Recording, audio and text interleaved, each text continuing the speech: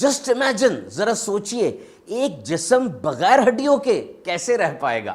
Skeletal system, ہڈیوں کا نظام.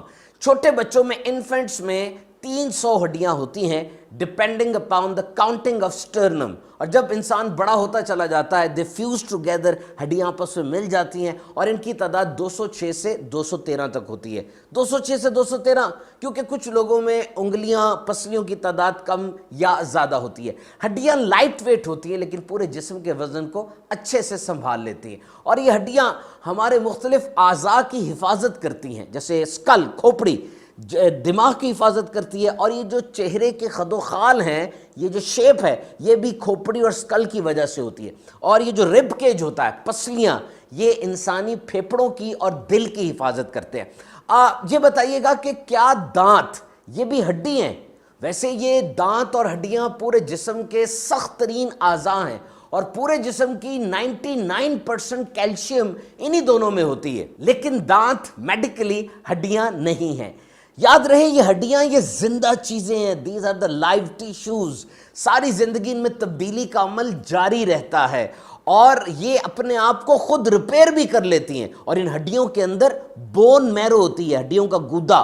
یہ ایک فیکٹری ہے جہاں پہ خون بنتا ہے اور ایک دن میں 200 ارب لال خون کے خلیے ان ہڈیوں کے گودے میں بن جاتے ہیں. آپ نے غور کیا ہوگا کبھی آرکیولوجسٹ زمین کھودتے ہیں تو اندر سے پرانی تہذیبوں کے آثار نکلتے ہیں اور ڈھانچے بھی نکلتے ہیں. ویسے تو پورا جسم ڈی کمپوز ہو گیا، یعنی مٹی کے ساتھ مٹی بن گیا، لیکن یہ ہڈیاں کیوں بچ جاتی ہیں؟ یہ خاص قسم کے میٹیریل سے بنی ہوتی ہے جن کو کولیجن کہا جاتا ہے اور پھر کیلشیم فاسفیٹ، یہ دونوں کا کومبو بن جاتا ہے جس وجہ سے ہڈیاں زیادہ دیر تک زمین میں محفوظ رہتی ہیں. اور آئیے اب سن لیتے ہیں کہ ہڈیوں کی مضبوطی کے لیے کون سی خوراک ضروری ہے. Vegetables and fruit.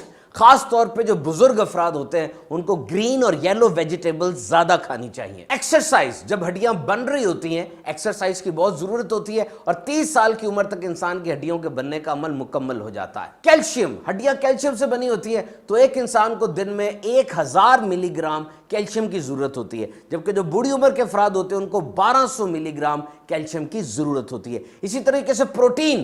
ہڈیاں 50% پروٹین سے بنی ہوتی ہیں تو وہ کھانے جو پروٹین اورینٹڈ ہوں جیسے پولٹری ہے، گوشت ہے، ان کو زیادہ استعمال کرنا چاہیے. کوشش کیجئے کیلشیم کھانے سے حاصل ہو اور اگر ایسا نہیں ہو سکتا تو پھر دوائیاں بھی لی جا سکتی ہیں. وائٹامن ڈی ہڈیوں کے لیے بہت ضروری ہے.